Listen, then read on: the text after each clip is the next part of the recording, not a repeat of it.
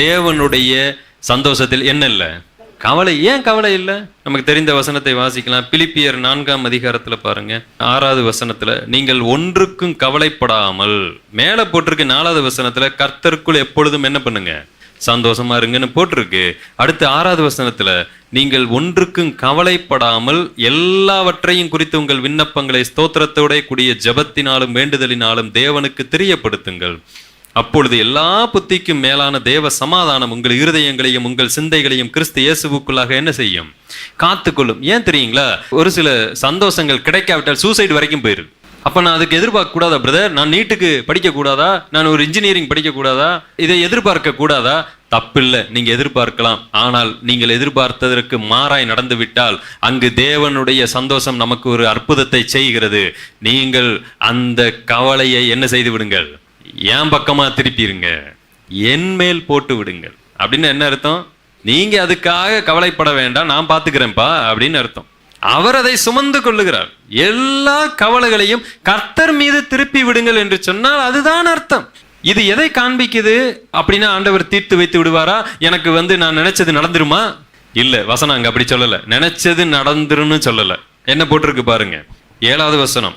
6வது வசனத்துல என்ன போட்டிருக்குன்னா, எல்லாத்தையும் தேவனுக்கு என்ன செய்து விடுங்கள், தெரியப்படுத்துங்க, அவர்கிட்ட கொடுத்துருங்கப்பா அப்படின்னு சொல்லிட்டு 7வது வசனம், அப்பொழுது எல்லா புத்திக்கும் மேலான தேவ சமாதானம் உங்கள் இருதயங்களையும் உங்கள் சிந்தைகளையும் கிறிஸ்து இயேசுவுக்குள்ளாக என்ன செய்யும், காத்து கொள்ளும், பாதுகாக்கும். நீங்க தப்பான முடிவெடுக்க அது உங்களை என்ன செய்யாது, அனுமதிக்காது. நீங்க தப்பான ஒரு இடத்துக்கு போக முடியாது. ஏன்னா நீங்க கர்த்தருடைய சமூகத்துல ஒப்பு கொடுத்துட்டா அங்க எனக்கு ஒரு நம்பிக்கை வருகிறது. ஏன்னா இந்த வாழ்க்கை என் கரத்தில் இல்லை, நான் வாழவில்லை இந்த வாழ்க்கையை. கர்த்தர் தான் எனக்கு அனுமதித்துக் கொண்டிருக்கிறார். எனக்கு எது நன்மை என்பதை அவர் பார்த்து செய்கிறார். எனக்கு நாளைக்கு எது சந்தோஷமா இருக்குன்னு அவர் பார்த்து செய்கிறார். என் திருமணம் எப்படி நடக்க வேண்டும் என்று அவர் தீர்மானம் பண்ணுகிறார். நான் வேணா முடிவு பண்ணலாம். செக்க செவேன்னு ஒரு பிள்ளை இருந்தா என் வாழ்க்கை ரொம்ப சந்தோஷமா இருக்கும். நல்ல வெள்ளையா ஒரு பையன் இருந்தா, நல்ல ஒரு பணத்துல மிதக்கக்கூடிய ஒரு பையனாக இருந்தா, குடும்பமே பணக்கார குடும்பமா இருக்கணும்.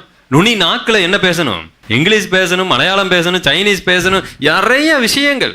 அவங்க நல்ல நாகரிகமாக இருக்க வேண்டும். இதெல்லாம் இருந்தா என் லைஃப் நல்லா இருக்கும் என்பது என்னுடைய எண்ணமாக இருக்கும். ஆனா இந்த மாதிரி எத்தனையோ பேர் விழுந்து போயிருக்கிறாங்க. நல்ல குடும்பம் நினைச்சு என் பொண்ணை கொடுத்துட்டேன், என் பையனை கொடுத்துட்டேன். கடைசியில பார்த்தா இப்படிப்பட்ட குடும்பமாக இருக்கிறது. என் பிள்ளைக்கு சந்தோஷமே இல்லை. படிச்சவங்கன்னு கொடுத்தேன், பணக்காரங்கன்னு கொடுத்தேன். தேவனுக்கு மட்டும்தான் தெரியும், கர்த்தருக்கு மட்டும்தான் தெரியும். உங்களை எங்க அனுப்புனா நீங்க சந்தோஷமா இருப்பீங்கன்னு யாருக்கு தெரியும்? தேவனுக்கு தெரியும். உங்க எதிர்பார்ப்பு வேண்டுமானாலும் ஆயிரக்கணக்கில் இருக்கலாம், வித்தியாசமானதா இருக்கலாம். அது நடக்காவிட்டால் சந்தோஷப்பட்டு கொள்ளுங்கள். கர்த்தருடைய சமூகத்தில் அதை ஒப்பு கொடுங்க. தேவ சமாதானம் உங்களை ஆளுகை செய்யும். அது உங்க லைஃபை மாற்றும். அது உங்களுக்கு சந்தோஷத்தை கொடுக்கும். நீங்கள் சந்தோஷம் என்று நினைத்து ஓடுகிறது அல்ல. அதனால நீங்கள் எதிர்பார்த்தது வராவிட்டால் டோன்ட் வரி அபௌட் இட். ஒருவேளை அந்த கவலை இருந்தால் அதை கர்த்தரிடத்தில் கொடுத்து விடுங்க. தேவ சமாதானம் அது என்ன செய்யும், ஆளுகை செய்கிறது. அது காத்து கொள்ளுகிறது. உங்களை கிறிஸ்துவுக்குள்ள காத்து கொள்ளும் பொழுது நீங்க தவறா எதையும் என்ன செய்ய மாட்டீங்க, நடத்தி விட மாட்டீர்கள்.